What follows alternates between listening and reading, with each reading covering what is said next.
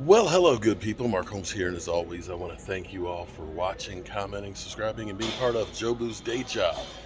Well, I have some good news, bad news today on the lumber front.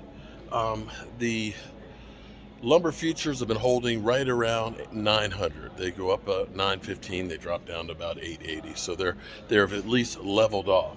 The good news is down here in Waynesboro, the price of OSB has dropped down to 34. Look at that.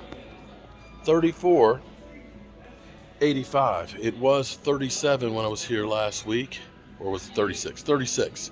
Northern Virginia was 39 yesterday, so I don't know if it's dropped there too or not. But definitely it's at least trending down a little bit lower.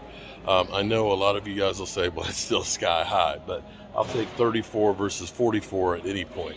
So we're looking at about a 25% drop lately. Now, the bad news is, here's the bad news. The 2x4s were $6.85. So the 2x4s jumped up about 40 cents. So they're going to get you one way or the other, no matter what you do.